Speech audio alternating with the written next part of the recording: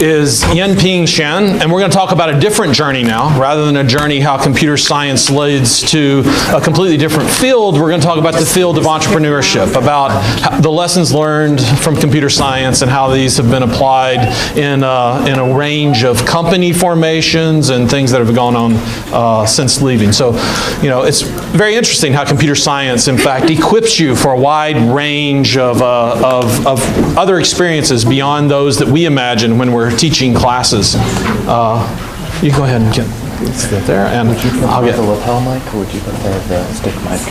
Okay, let's go ahead and put mic in up. Yeah. So I remember in Mary's talk, she mentioned this DWE exam. I wonder how many of you were subjected to the DWE. I was actually among the last students who took the DWE, but I am now the exam chair, and this is something that students, you know, the thing you can always count on graduate students for is optimizing and figuring out. So as soon as we come up with an exam, a new way of doing it, they figure out a way to work around it. And she was in the advent. I remember the DWE, by the time it got to me, students were almost taking semesters off to study and work on the DWE. And then we replaced it with a different exam, which has hence been replaced with a different exam.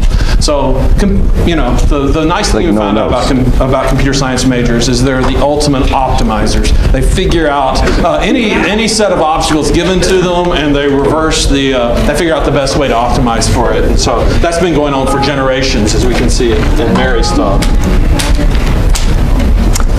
I can start talking. Okay, well, we'll go ahead. Yeah. I mean, it won't cut into your time. That's okay. 20 minutes will be fine. I'm just going to switch space. Well, while he's working on the presentation, let me mention a couple of things. First is that this was developed as a 1 hour presentation, so I'm going to shrink it down to half an hour. I'm going to skip a bunch of contents. If you find anything interesting that I skip, feel free to stop by afterward, and I'll be happy to talk about it. Secondly, I want to give you a little bit of my background. I'm not coming from academia. For most of my, and the background will help you understand where my observation came from. For most of my career, I've been working on large-scale, mission-critical software systems. And what I mean by large-scale is that not only there's a lot of code, a million here, a million there, you know, it all adds up. It's also that the system touches a lot of people. For example, the payroll system that I work on at ADP, about 15 years ago, it was paying 1 out of 8 American workers. And if I look back on the back end, we wire a lot of money from people's bank account to their employees. We wire about 650 billion US dollars a year in our back end. And even the little dealership management system at Reynolds & Reynolds that I worked on, we had about 50% of North American market share. So if you ever go to a dealership to buy a car or get your car serviced, most likely you're going to be using my system. And if you buy multiple cars, you definitely will run into my system. And what I mean by mission critical is that when the software fails, it's really painful. For example, people don't get paid. And just, can you imagine 1 out of 8 Americans don't get paid? Yeah, that would be really a fun day for Wall Street, right?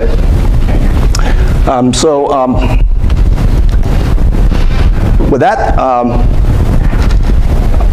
what I'm going to tell you is what I learned through the 30 years that I wish the people who I hired knew when I hired them, and I wish I learned myself, I already known when I got out of school. I want to thank a lot of people. There are 2 of them sitting in the back seat. One is Dr. Brooks, and the other one is Dr. Smith. First is that Dr. Smith is my dissertation advisor, who got me interested in not just the computation part of computer science, but also the other part. I was forced to take cognitive psychology. At that time, I didn't understand why. But then later on in my career, 10 years, 20 years, 30 years, I realized that there's a lot of usefulness in what I learned. I had an opportunity to think about all this several years ago when my mom was fighting lung cancer. She was stage 4 for the last month of her life. I stayed with her. in the palliative care center in the hospital. Late at night, and several of her roommates passed. Late at night, I got a lot of time to think about things that I usually don't think about. For example, what is success? Is success fame, power, number of people working for you, or lasting contributions? Or what am I doing? Why am I doing what I'm doing right now? I realize that most of us, we don't think about the meta questions. We just do things. We were trained to study hard, get a degree, work hard, make money. But why? I still remember vividly, about 15 years into my marriage with my wife. She's a very smart lady, okay? You know why. We were in an argument, big fight, and I was winning it.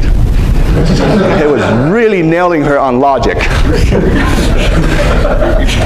Then she said, really kind of with a soft voice, she said, okay, so you graduated first in class in your high school, went to the best college, you got your PhD in computer science, you got a great job, a big title, big deal. Guess who's making all the money? Who's spending it?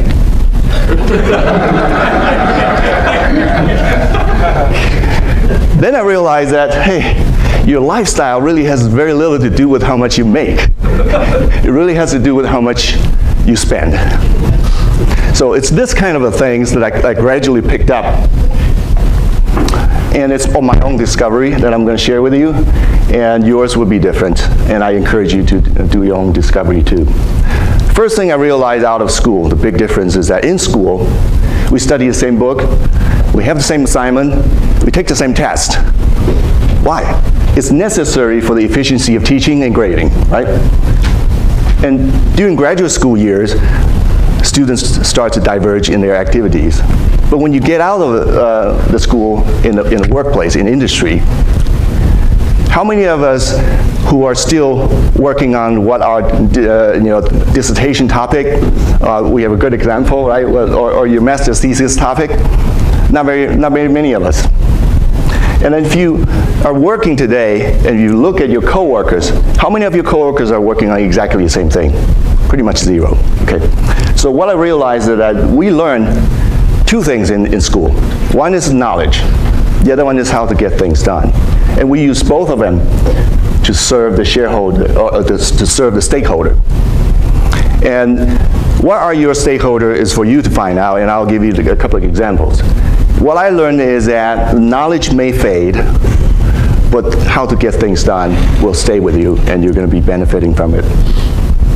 So when you go out, you also work in a team. And most successful projects, they usually are long-running and involve many people. I'll give you a few examples. The Windows everybody knows. The AutoPay is the payroll system that I work on. 18 million lines of code. Even that tiny little dealership management system has 5.5 million lines of code. That does not include the system that I bought to augment it around it, okay? So, and all of them are long-running projects, 10 years, 20 years, some of them even 30 years. And because you're successful, you got a lot of users. They pay you money, and so you make more money. And then there's more requirements for you to enhance it, and then you hire more people to develop it. That loop just continues. Just go round and round and round.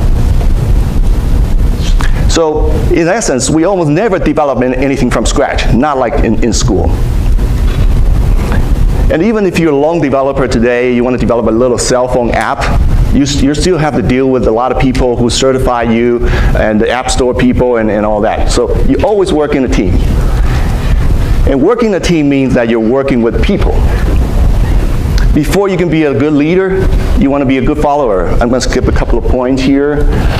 And one of the key characteristics of a good follower is to be dependable. And what do? You want to know if you're on a critical path. Tell people you're behind as soon as possible, and build in slacks. After all, when is the last time we saw any software project that came in ahead of schedule, right? And also this thing I pick up from Dr. Brooks. there's no hero on a sinking ship. It's very true, especially in the industry. You can see the entire team getting laid off because the project failed. It doesn't matter how well you're doing individually. And the most important people skill, if you're working in a team, is your communication skill. One thing that I learned is that you got to get the point across. You need to know the preferred communication mode of your target. There are a lot of people who are very textual, so you can email, text message, but there are a certain percentage of the population that are very verbal. So to convince them, you have to talk to them even if it's just on the phone. Otherwise, they will not agree with you. Okay. I'm going to skip over this, but I would like to encourage you to look at presentation. A good example would be on YouTube. You do a search on YouTube, United Breaks Guitar, and see how the author of that presentation tells the story. It is a wonderful presentation. I'm not going to go through the detail. As I mentioned, I don't have the time. But in any presentation, you also want to expect the unexpected and be quick on your feet. Let me give you a story. This was when I was the chairman of Reynolds and Reynolds China. We were on a countrywide tour to find a location for our support and R&D center in China. So we went through the usual suspect: Beijing, Shanghai, Shenzhen, Nanjing, and Chengdu, and Xi'an was the last city. This was supposed to be a routine meet and greet meeting with the official who's in charge of their high-tech industry. Except something was wrong that day. Okay. First sign is that the conference room is unusually large. And there's a lot of reporters there, including a TV station. The typical setup of a conference room in China is that it's U-shaped. That's the door, and you have the leader of the visiting team sitting over here facing the door, and the host facing the door too, and your entourage would sit facing each other on the side in pecking orders.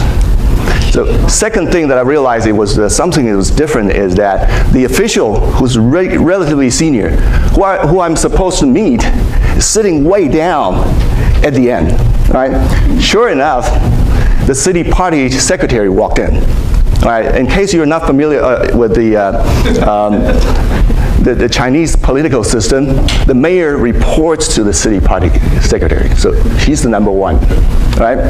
And Xi'an, the city, it's not the biggest city, but it is an important city. They have the terracotta warriors there, and it has about 8-9 million people, so it's about the size of New York City. So this is the leader of that city. He walked in. And it went downhill from there. As soon as he started talking, I realized that he's not a typical communist bureaucrat.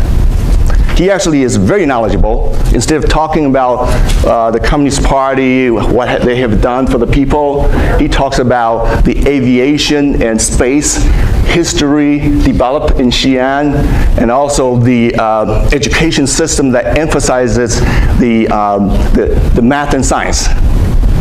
And later I found out he's got a PhD in economics. Right. So all the statements, different versions, because I was prepared, different versions of statements that my Chinese staff prepared for me, they were all woefully inappropriate. Right? So what am I going to do? I certainly don't want to make a fool of myself or my company, not in front of a TV. Right? So first order of business is to buy time. I looked down my side of the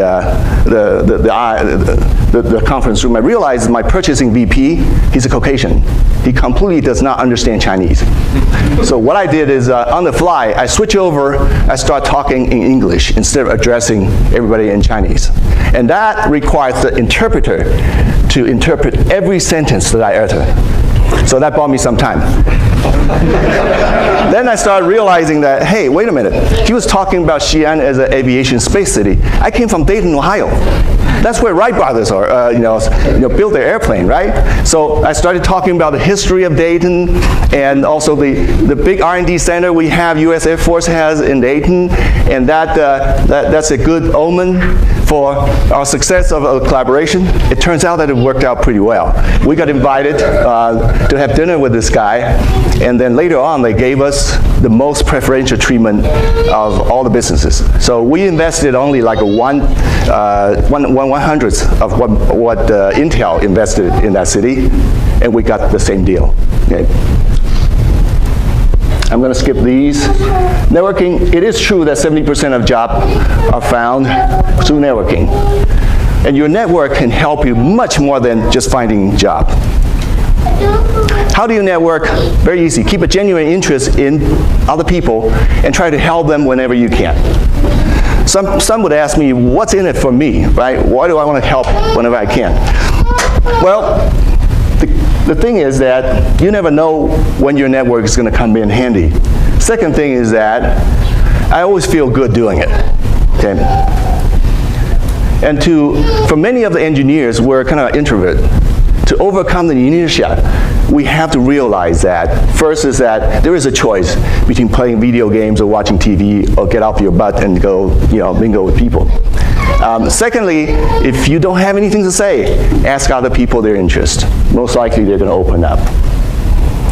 And the other key is to keep up with the network you already have, and schoolmates are the precious because they don't have any conflict of interest.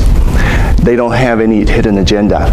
That cannot be said about your colleague at work and when you get out of the school. Especially, you want to reach out to your friends when they're not flying high. So when they're successful, yes, congratulate them, but when they're down and out, that's when you reach out to them and try to help them. Negotiation is critical, and many technical people do not know how to do that well, and unfortunately I'm going to skip over this one. Let's go to what is a company.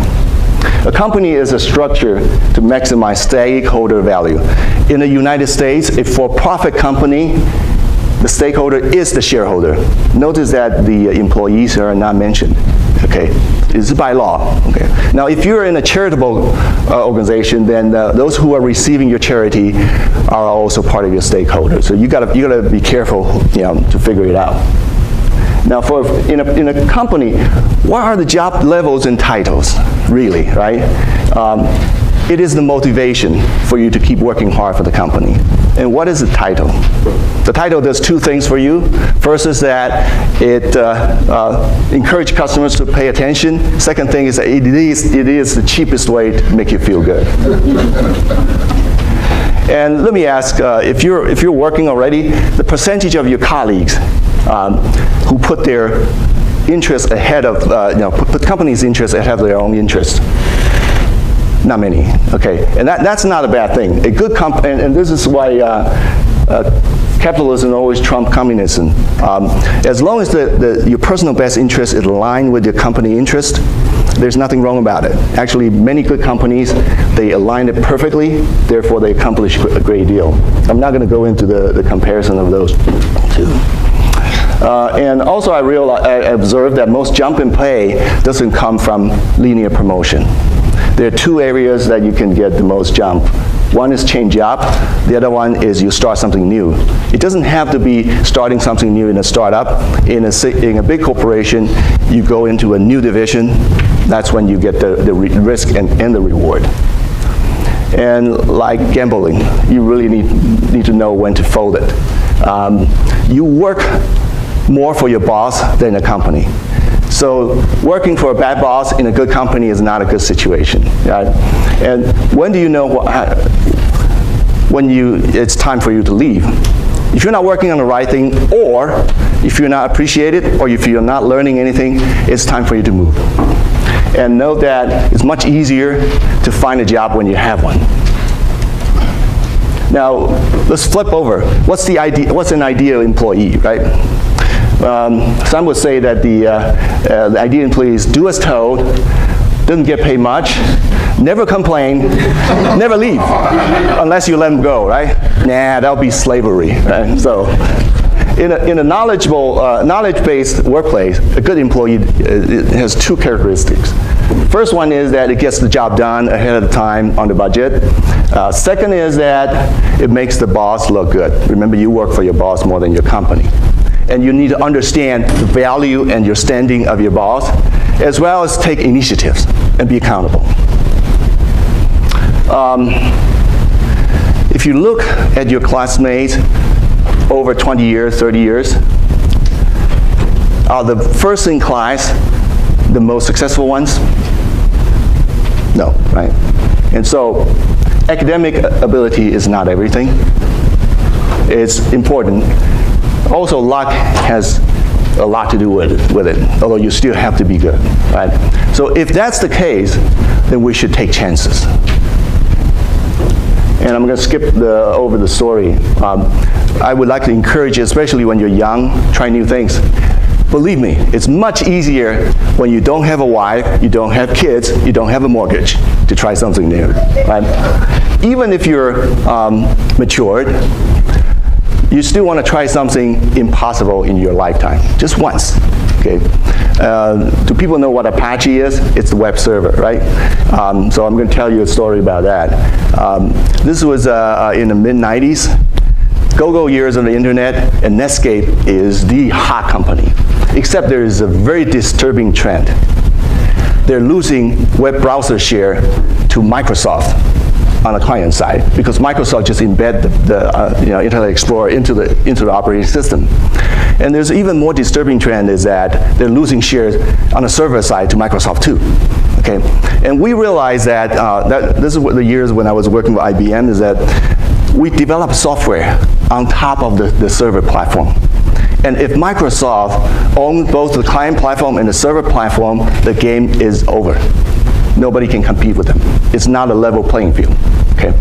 So what do we do, right?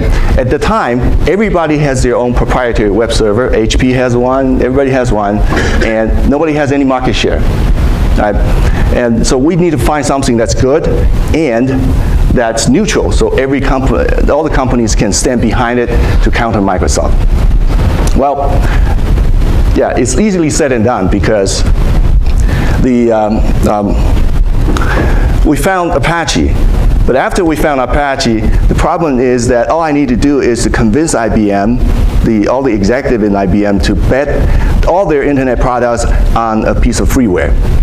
And then to go over and convince Apache to trust IBM, while they think IBM was a for-profit, slow, big, fat elephant, right?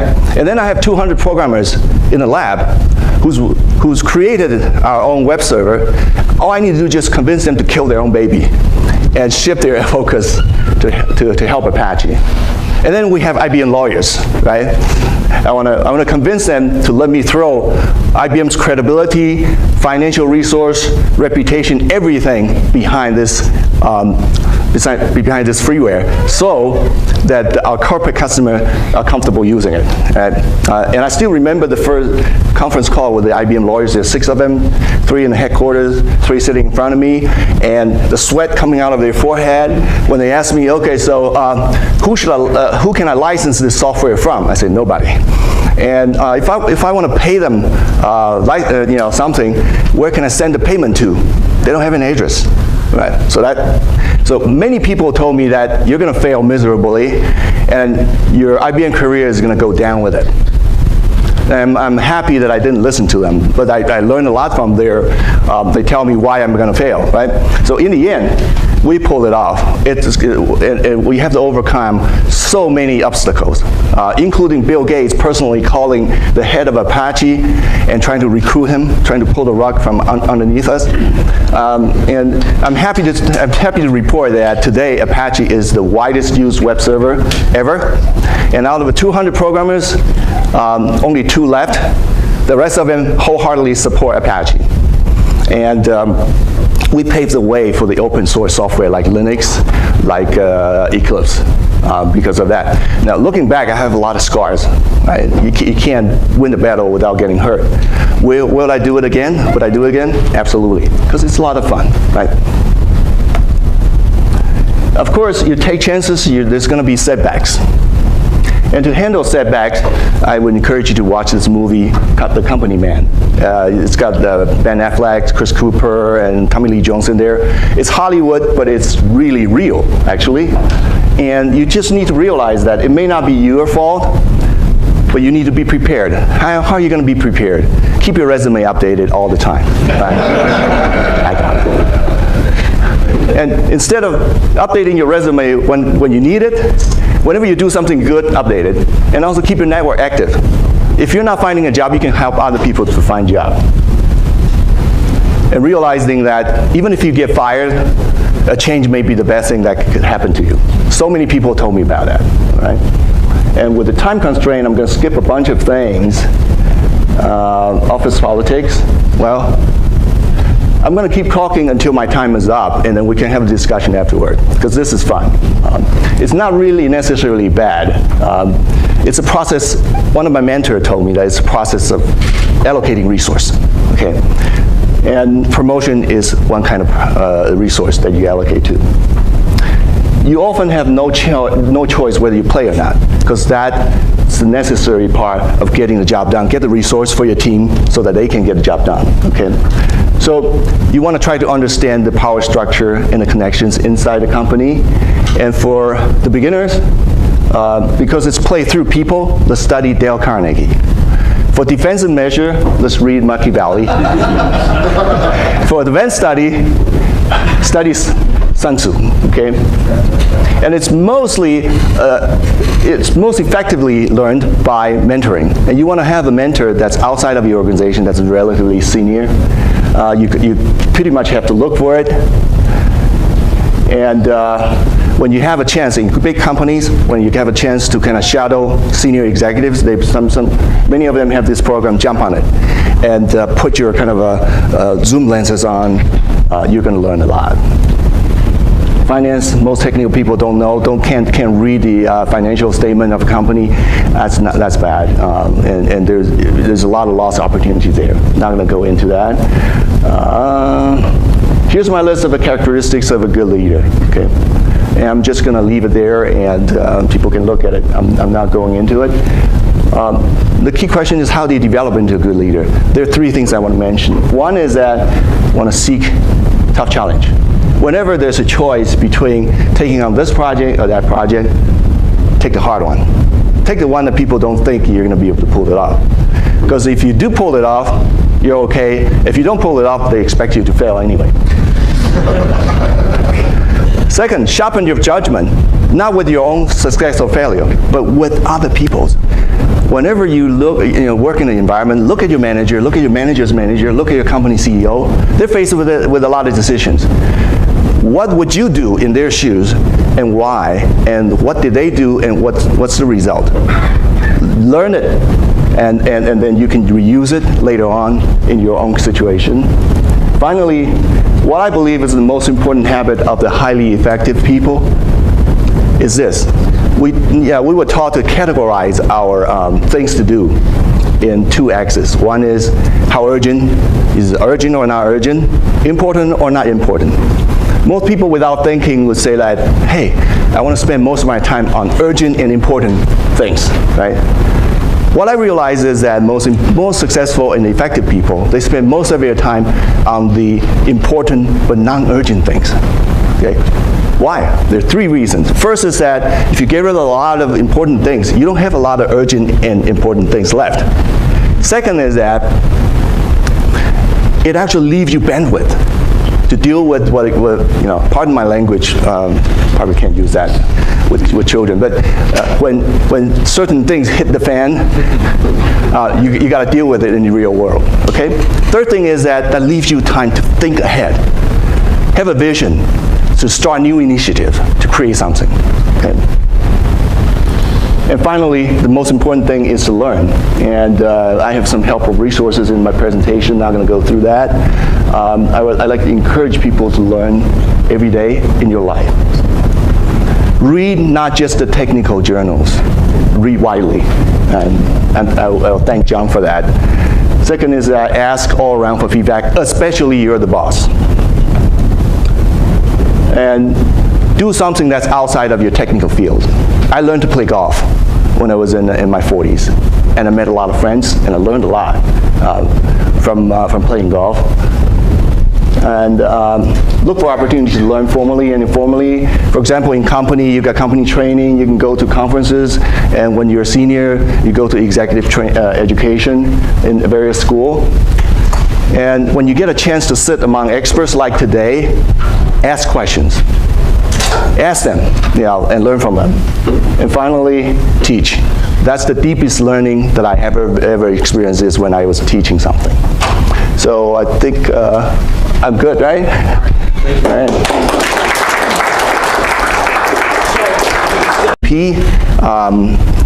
About 15 years ago, it was paying 1 out of 8 American workers.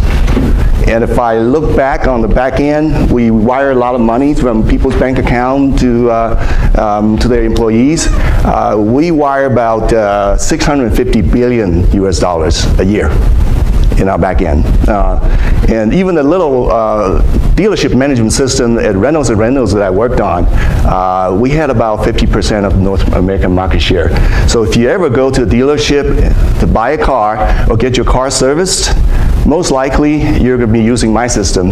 And if you buy multiple cars, you definitely will run into my system. And what I mean by mission critical is optimizers. They figure out any set of obstacles given to them, and they reverse they figure out the best way to optimize for it. And so that's been going on for generations, as we can see in Mary's talk. I can start talking. Okay, well, we'll go ahead. Yeah. I mean, it won't cut into your time. That's okay. 20 minutes will be fine. Just going to switch this way. Well, while he's working on the presentation, let me mention a couple of things. First is that this was developed as a 1-hour presentation, so I'm going to shrink it down to half an hour. I'm going to skip a bunch of contents. I remember in Mary's talk, she mentioned this DWE exam. I wonder how many of you were subjected to the DWE. I was actually among the last students who took the DWE, but I am now the exam chair, and this is something that students, the thing you can always count on graduate students for is optimizing and figuring out. So as soon as we come up with an exam, a new way of doing it, they figure out a way to work around it. And she was in the advent. I remember the DWE, by the time it got to me, students were almost taking semesters off to study and work on the DWE. And then we replaced it with a different exam, which has hence been replaced with a different exam. So, the nice thing you found out about computer science majors is they're the ultimate. Find anything interesting that I skip, feel free to stop by afterward, and we'll be happy to talk about it.